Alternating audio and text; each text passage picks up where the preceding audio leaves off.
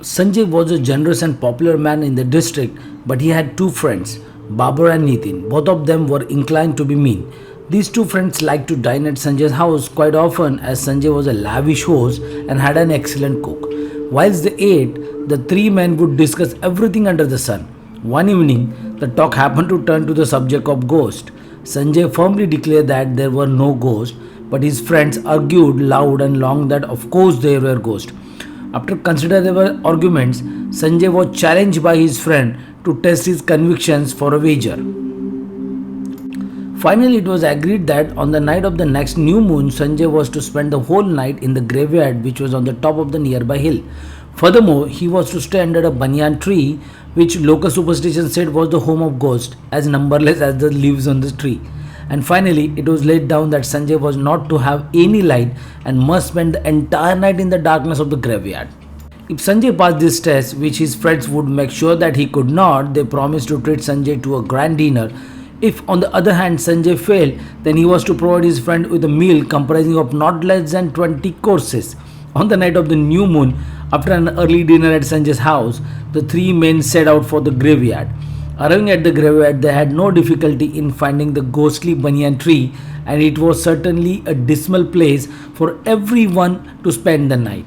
The two friends, Babar and Nitin, quickly searched Sanjay to make sure that he was not carrying candles and matches, then hurried away with a promise to come back at daybreak to see how Sanjay had fared. After they had gone, Sanjay took up the string of beads which he wore around his neck, spread the cloth on the ground, and prayed to God. By the time Sanjay had finished his prayers, it was quite late in the night. In the distance, a jackal started to howl, then other jackals joined in the chorus. Above his head, an owl dismally hooted, and the graveyard seemed to be full of unearthly signs and rustling. Sanjay began to get scared, but calling loudly on God to protect him, he sat down under the tree and closed his ears to the noises around him.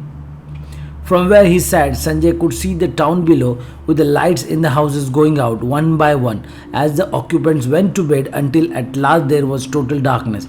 In one house, there was a lighted candle in the window, shining out into the night.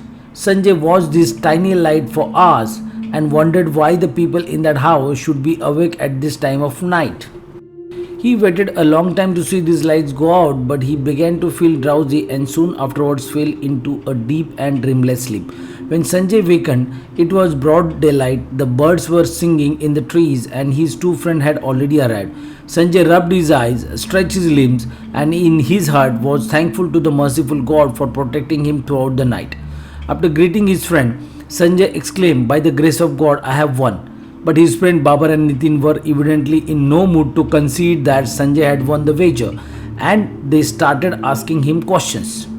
"Brother, were you in complete darkness?" queried Nitin. "Yes," replied Sanjay. "Are you sure?" asked Babar with a sly grin. "Was there not a lighted candle in the window of one of the houses?" Sanjay at once knew that his so-called friends had deliberately cheated him with a lighted candle, so he decided to teach them a lesson, one that they would never forget. "Yes," said Sanjay, "I did see the candlelight." "Then you have lost the wager," his friend shouted, "and now you will have to give us the 20-course dinner." Sanjay knew better than to argue with his friend, so he fixed the day and hour for the dinner. On the day of the dinner, Babar and Nitin, dressed in their finest robes, arrived at Sanjay's house. Well on time, Sanjay as usual received them warmly and took them into the big hall. They talked for hours, but there was no sign of any food. At last the pangs of hunger made them forget their manners and asked Sanjay when the food was coming. "A 20-course dinner takes a long time to prepare," said Sanjay, "so you must be patient." The friends waited and waited, but still there was no sign of any food, and Sanjay seemed quite content to just sit and talk. Finally, the friends grew suspicious and told Sanjay they wanted to go to the kitchen to see for themselves what was happening about the food. So Sanjay took his friends to the kitchen. What did the Babar and Nitin find? That the cook was sitting in front of the stove, on which was placed a big brass pot, but only one small candle was burning inside the stove. The two friends could not hide their disappointment and shouted at the cook, "You fool! How you can cook a big dinner with the heat from just one candle?" Sanjay turned to his friends and quietly said, "Brothers, do not be angry with the cook. If a candle at the foot of a hill can provide light to a man on the top of the hill, why a candle under a pot cannot cook the food in it? After that, Babar and Nitin were forever sorry that they had tried to cheat their good friend Sanjay, because Sanjay, though he remained friendly towards them, never again invited them to dine at his house. So friend, how was the story? I hope you liked it. If you liked it, please don't forget to press the bell icon, like the video, share with your friends, and don't forget to subscribe the channel. Thank you so much.